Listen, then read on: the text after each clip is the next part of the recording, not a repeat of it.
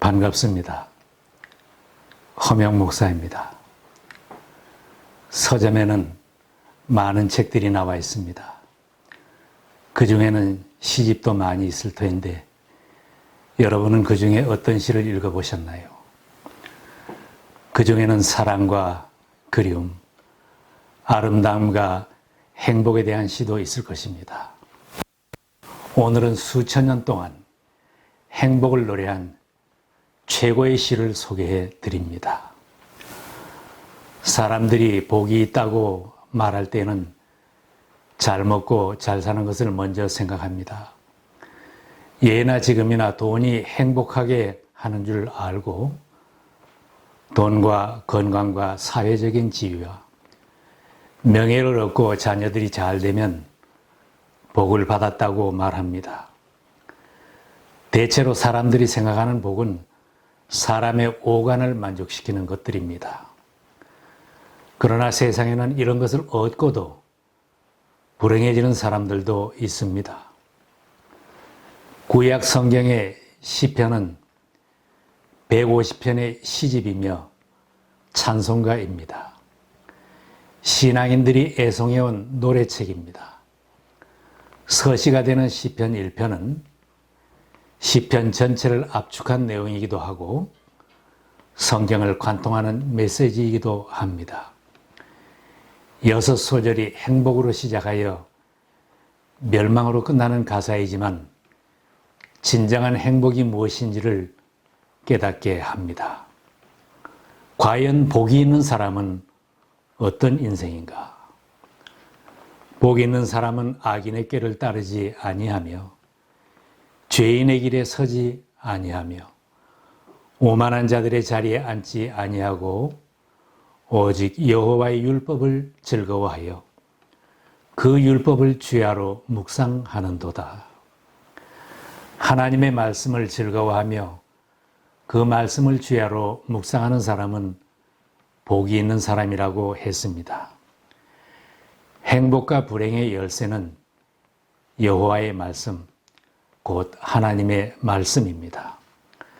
하나님을 믿지 않는 사람이 하나님의 말씀을 즐거워할 수는 없습니다. 하나님을 믿는 신앙을 가지고 살아서 밤낮으로 그 말씀을 묵상하며 그 말씀대로 사는 것을 즐거워하는 사람은 행복한 사람입니다. 현대 사회는 묵상하는 것을 잃어버렸습니다. 무엇인가 매사 바쁘게 움직여야 하고 속히 잊어버리고 살려고 하는 시대가 되었기에 묵상이 힘든 환경입니다. 그러나 이러한 환경 속에서도 하나님의 말씀을 마음에 새기고 그 말씀을 기뻐할 수 있는 사람은 복 있는 사람입니다. 하나님의 말씀을 기뻐할 수 있는 사람은 어떤 사람인가? 죄 사함을 받고 하나님과 관계가 회복된 사람입니다. 그런 사람에게는 하나님의 말씀이 기쁨이 됩니다. 다윗이 고백했습니다. 허물의 사함을 받고 자신의 죄가 가려진 자는 복이 있도다. 사람이 죄의 문제를 해결하지 못하면 행복할 수 없습니다. 왕이었던 다윗은 하나님 앞에 범죄한 후에는 밤마다 눈물로 침상을 적시며 고통스러워했습니다. 그러나 하나님 앞에 모든 죄를 자백하고 용서받은 후에는 행복하다고 고백했습니다. 누구든지 하나님 앞에 자신이 죄인임을 고백하면 용서함을 받고 깨끗해집니다. 사도 요한이 말씀합니다. 만일 우리가 우리 죄를 자백하면 그는 미쁘시고 의로우사 우리 죄를 사하시며 우리를 모든 불의에서 깨끗하게 하실 것이요. 자신이 죄인됨을 깨닫고 회개한 후 하나님의 자녀가 되었다면 감사하게 되고 충만한 기쁨을 체험하게 됩니다. 하나님이 나를 사랑하셔서 구원하여 주시고 나와 동행해 주시며 내 가정에도 함께 해주신다는 믿음을 가진 사람은 여호와 하나님을 자기 하나님으로 삼고 행복해 합니다. 다윗이 이렇게 찬양합니다. 이러한 백성은 복이 있나니 여호와를 자기 하나님으로 삼는 백성은 복이 있도다. 내가 구원받은 하나님의 자녀이며 지금 하나님 아버지를 모시고 산다고 하는 사람은 행복한 인생이 됩니다.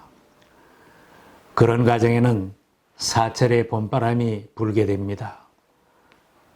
찬송가에 행복한 가정을 노래합니다. 사철의 봄바람 불어있고 하나님 아버지 모셨으니 믿음의 반석도 든든하다 즐거운 우리 집 동산이라. 고마워라 임마누엘 예수만 섬기는 우리 집.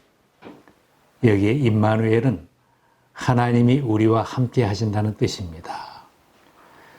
고마워라 임마누엘 복되고 즐거운 하루하루. 행복은 소유의 많고 적음의 문제가 아닙니다. 내가 하나님의 자녀인가? 내가 그분을 모시고 사느냐? 내 가정에 하나님을 모시고 사느냐가 행복의 관건입니다. 신앙으로 행복을 노래하며 사는 사람은 시냇가에 심은 나무처럼 복된 인생이 됩니다. 그는 시냇가에 심은 나무가 철을 따라 열매를 맺으며 그 잎사귀가 마르지 아니함 같으니 그가 하는 모든 일이 다 형통하리로다. 다윗도 찬양했습니다. 우리의 아들들은 어리다가 장성한 나무들과 같으며 우리의 딸들은 궁전의 양식대로 아름답게 다듬은 모퉁이 돌들과 같으며 우리의 곳간에는 백곡이 가득하며 우리의 양은 들에서 천천과 만만으로 번성하며. 시냇가에 심은 나무가 뿌리를 깊게 내리고 그 잎이 푸르며 철 따라 열매를 맺는 것 같이 우리 인생도 아름다운 열매가 맺혀집니다. 믿음의 사람들이 성령으로 충만하면 아름다운 열매가 맺혀집니다. 오직 성령의 열매는 사랑과 희락과 화평과 오래 참음과 자비와 양성과 충성과 온유와 절제니 이 같은 것을 금지할 법이 없느니라. 사도 바울의 말씀처럼 무엇을 하든지 선한 길로 인도함을 받게 됩니다.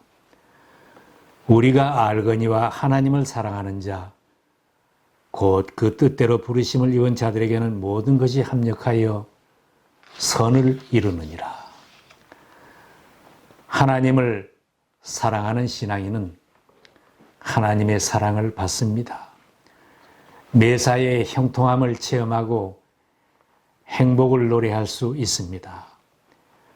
내가 하나님을 모시고 살지 않아서 부족함이 있고 계속 막히게 된다면 내가 먼저 하나님 말씀 앞으로 나와야 합니다.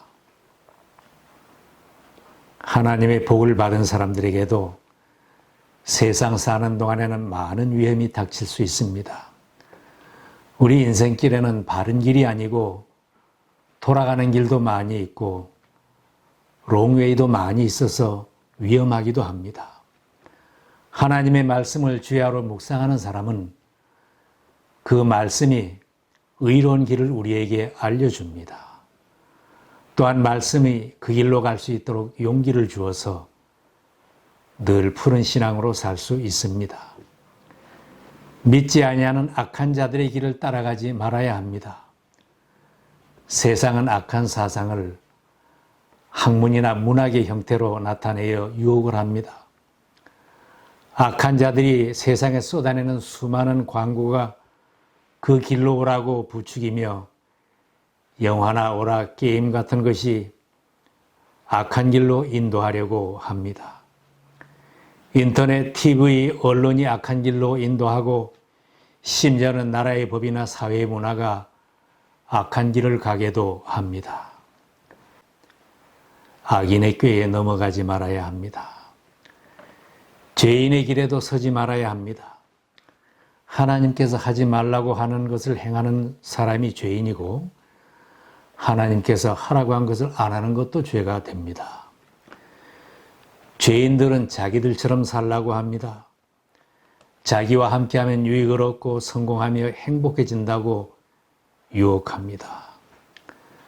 생각 없이 죄인들 가까이 서 있거나 욕심을 내다 보면 죄 짓는 것을 눈으로 보고 듣고 생각하다가 유혹하는 길을 따라가게 됩니다. 잔가지가 굽어지기 쉽듯이 믿음이 연약하면 죄인들의 길을 따라가기 쉽습니다. 죄인들의 길에는 서지도 말고 늘 영적으로 무장하여 모든 유혹을 이기고 승리해야 합니다. 오만한 자, 경멸하는 자의 자리에 앉기도 쉽습니다. 처음에는 오만한 사람들이 하는 것을 보고 듣고 부러워하다가 나도 해보고 싶어서 하나님의 말씀을 무시하게 됩니다. 오만하고 경멸하는 자리에 있는 자는 결국 내리막길을 가게 되어 있습니다. 좋아 보여도 성공한 것 같이 보여도 교만하고 오만한 사람들은 부러워하지도 말고 닮으려고 하지도 말아야 합니다. 하나님을 모르고 교만하게 사는 길은 결국 망하는 길입니다. 잠언에도 경고하고 있습니다. 교만은 패망의 선봉이요 거만한 마음은 넘어짐의 앞잡이니라. 6절 말씀에도 경고합니다. 악인들의 길은 망하리로다. 하나님의 말씀을 떠나 악인의 길을 따라가는 것은 망하는 길을 가는 것입니다. 내 주변에 산자한 모든 위험을 경계하고 하나님의 말씀을 기뻐하며 그 말씀대로 실천하며 살아가면 나는 행복합니다 고백하는 인생이 됩니다. 성경에는 믿지 않고 하나님을 모르는 사람은 악인으로 정의합니다. 도덕적으로 흠이 없고 인품이 훌륭해도 하나님 앞에서는 모두 죄인입니다. 악인들은 그렇지 아니하며 오직 바람에 나는 겨와 같도다. 하나님의 말씀에서 오는 행복을 모르는 사람은 바람에 날리는 겨와 같다고 했습니다. 바람이 없으면 겨는 곡식에 섞여 있지만은 바람이 불 때는 남아있지 못하고 날아갑니다. 하나님의 말씀이 없는 인생은 풍파가 생기면 견딜 수 없게 됩니다. 매사에 불안정함으로 행복한 생활을 누릴 수 없는 것입니다. 하나님의 말씀이 없이 살면 악인의 유혹에도 쉽게 넘어갑니다. 악인이 죄 짓는 길로 인도하면 죄가 죄인 줄 모르고 쉽게 따라가게 됩니다.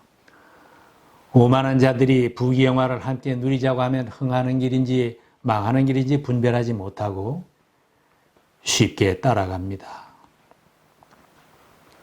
망하는 길을 가는 것입니다. 그러므로 악인들은 심판을 견디지 못하며 죄인들이 의인들의 모임에 들지 못하리로다.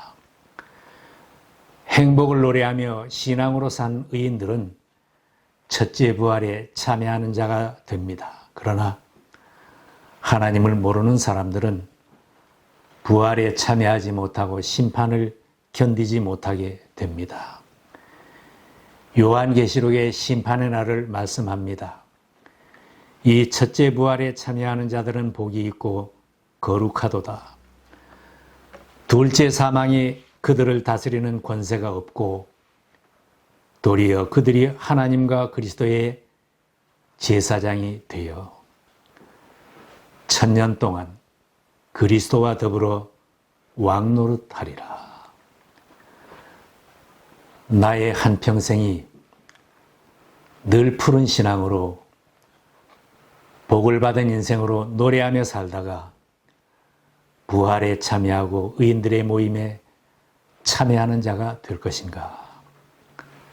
아니면 끝까지 하나님을 모르고 내 마음대로 내 고집대로 살다가 바람에 날리는 겨와 같은 마지막을 맞을 것인가?